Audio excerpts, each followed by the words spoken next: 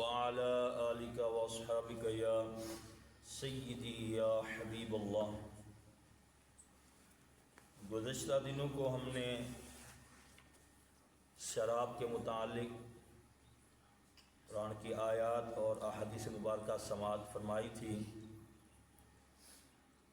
اسی طرح میرے ہاتھ میں الکبائر کتاب ہے، اس میں تیسرے چوتھے نمبر پر جو ایک کبیرہ گناہ ہے وہ یہ ذکر کیا گیا ہے ترک الصلاۃ، اور یہ ہمارا موضوع پہلے بھی کئی دفعہ ہم یہ حدیثیں آیات وغیرہ پڑھ چکے ہیں۔ مزید نئی ایک آیات مبارکہ قرآن کی اور ایک دو حدیث مبارکہ انشاءاللہ چند دنوں تک ہم پڑھیں گے۔ ترک الصلاۃ، نماز چھوڑنا، نماز ترک کر دینا، یہ بھی بہت بڑے کبیرہ گناہوں میں سے ایک ہے۔ نماز کو چھوڑ دینا، نماز نہ پڑھنا، سب سے زیادہ قرآن و حدیث میں نماز چھوڑنے کے اوپر وعیدیں آئی ہیں، عذابات آئے ہیں، سزائیں آئی ہیں سب سے زیادہ نماز چھوڑنے پر۔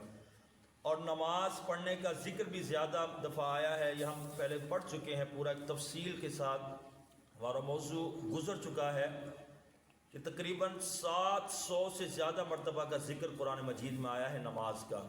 تو نماز بڑی اہم چیز ہے، نماز کے بغیر بندہ مسلمان ہی مکمل نہیں ہوتا۔ تو ترک الصلاۃ، نماز چھوڑنا ایک بہت بڑا کبیرہ گناہ ہے۔ قال اللہ تعالی، اللہ تبارک و تعالی نے ارشاد فرمایا 16واں پارہ سورۃ المریم، فخلف من بعدهم خلف اضاعوا الصلاة واتبعوا الشهوات فسوف يلقون غیا۔ اللہ تبارک و تعالی نے فرمایا تو جانشین آئے من بعدہم، ان کے بعد، خلف، ایسے ناخلف، اضاعوا الصلاۃ، جنہوں نے نمازوں کو ضائع کر دیا۔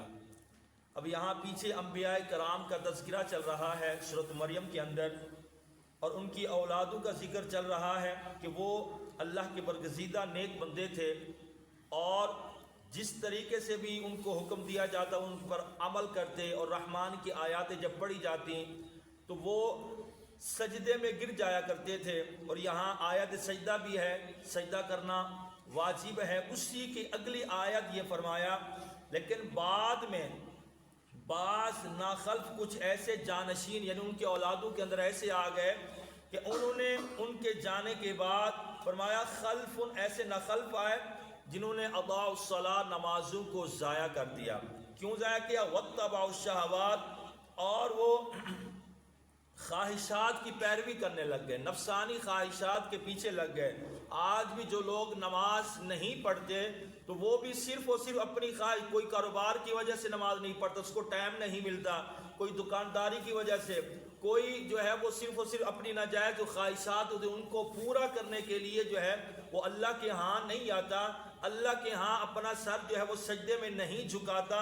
تو اس لیے فرمایا وہ جو پیچھے آئے تھے انبیاء کے بعد، اور نیچے جو لوگ اولادوں کے اندر آئے تھے، تو انہوں نے بھی واتبعوا الشہوات، خواہشات کی پیروی کی تھی، جس کی وجہ سے انہوں نے نمازوں کو کیا کیا؟ ضائع کر دیا۔ فسوف یلقون غیا، فرمایا ان قریب انہیں وادی غش میں ڈالا جائے گا۔ جہنم کے اندر ایک ایسی وادی ہے کہ جس کو غش کہا جاتا ہے، تو وہ غش ایک ایسی وادی ہے کہ جس سے جہنم کی باقی وادیاں بھی پناہ مانگتی ہیں۔ فرمایا وہ وادی ایسی خطرناک ہے کہ اس میں پوری جہنم سے زیادہ سخت ترین عذاب جو ہوگا وہ وادی غش میں ہوگا، جہاں بے نمازیوں کو ڈالا جائے گا۔ جو نمازوں کو ضائع کرتے ہیں، نمازوں کے اندر سستی کرتے ہیں، ان کو وادی غش میں ڈالا جائے گا۔ اور بعض علماء کرام نے لکھا ہے کہ وادی جہنم کے اندر جو وادی غش ہے، فرمایا اگر تھوڑی سی بھی کھول دی جائے، فرمایا یہ ساری کی ساری دنیا جو ہے، فرمایا یہ اس کی شدت گرمی کی وجہ سے، اتنی گرمی ہے، اتنی گرم ہے، اس کی شدت کی وجہ سے فرمایا سارے کے سارے جو دنیا کے پہاڑ ہیں یہ سارے پگھل جائیں گے۔ اتنی زیادہ وہ وادی غش جو ہے وہ گرم ہے کہ جہاں صرف اور صرف کس کو ڈالا جائے گا کہ جو مسکن ہے ایسے لوگوں کا جو نماز کو ضائع کرتے ہیں، جو نماز میں سستی کرتے ہیں، جو نماز کو یا مؤخر کر دیتے ہیں، وقت سے علیحدہ کر کے پڑھتے ہیں. کیونکہ حضرت عبداللہ بن عباس رضی اللہ تعالیٰ عنہ جو سید المفسرین ہیں، سرکار علیہ السلام کے چچا زاد ہیں، آپ فرماتے ہیں اس آیت کا معنی، فرمایا اس کا یہ معنی نہیں ہے کہ بالکل اسی سے پڑھتے ہی نہیں تھے، فرمایا پڑھتے تھے لیکن وقت گزار کے پڑھتے تھے. وقت کو یعنی مثال کے طور پر ظہر کی نماز عصر کے ٹائم پڑھتے، عصر کی نماز مغرب کے ٹائم پڑھتے، مغرب کی عشاء کے وقت، یعنی وقت گزار کے نماز پڑھتے تھے. اس وجہ سے فرمایا اضاعوا الصلاۃ، وہ گویا کہ نمازوں کو ضائع ہی کر دیتے تھے. تو ایک تو آج ہم ہیں کہ جو ہمارے معاشرے کے اندر تقریباً 80% تو لوگ جو ہیں وہ نماز سرے سے پڑھتے ہی نہیں ہیں. 20% لوگ ہر علاقے میں جو ہوتے ہیں وہ مسجد میں آتے ہیں اور نماز پڑھتے ہیں، لیکن مسلمان سارے ہیں لیکن نماز کے لیے جو ہے وہ کوئی آتا نہیں ہے. اور یہ میں نے اس لیے ضروری سمجھا کہ آج جو ہے وہ سرد موسم چل رہا ہے، سردی کا موسم ہے تو اس میں راتیں بڑی ہو جاتی ہے، لیکن اس کے باوجود ہم صبح کی نماز اکثر گھروں میں نماز نہیں پڑھی جاتی. آج ہمارے گھروں میں جا کر یہ ماحول دیکھیں، جب اتوار کے علاوہ ہوتا ہے تو سارے اٹھے ہوتے ہیں. کیوں کہ دنیاوی تعلیم کے لیے بچوں کو بھیجنا ہے، بچے بھی اٹھے ہوئے ہیں، گھر والے بھی اٹھے ہوئے ہیں، والد نے چھوڑنے جانا ہے، والدہ نے تیار کرنا ہے، جس کی وجہ سے سارے اٹھے ہوئے شاید نماز پڑھ لیتے ہوں گے، لیکن اس کے باوجود بھی اکثر گھر کی خواتین، گھر کے بچے بھی نماز نہیں پڑھتے، تیار ہو جاتے ہیں لیکن دنیا کو راضی کرنے کے لیے ہم تیار ہو کر جو ہے وہ جاتے ہیں اسکولوں کے اندر، اگرچہ ہمیں نماز سے پہلے اٹھنا کیوں نہ پڑ جائے، لیکن اتوار کے دن ہمیں پتہ چلتا ہے کہ اگر واقعی اللہ کے لیے اٹھتے، اللہ کی نماز کے لیے اٹھتے یا اللہ کے سر بسجود ہونے کے لیے اٹھتے تو اتوار کو بھی وہ اللہ موجود ہوتا ہے جو باقی ہفتے میں موجود ہوتا ہے. لیکن افسوس کے ساتھ یہ مسلمانوں کا گھروں کا عالم یہ ہے کہ وہاں نماز جو ہے وہ سیرے سے ہی نہیں پڑھی جاتی، ان کو کسی قسم کی پرواہ نہیں ہوتی، ڈر نہیں ہوتا، اللہ کا خوف نہیں ہوتا. یہ ہم نے ایک آیت پڑھی ہے، اسی طرح کی کئی آیات مبارکہ موجود ہیں، ایک تو ہم پڑھیں گے،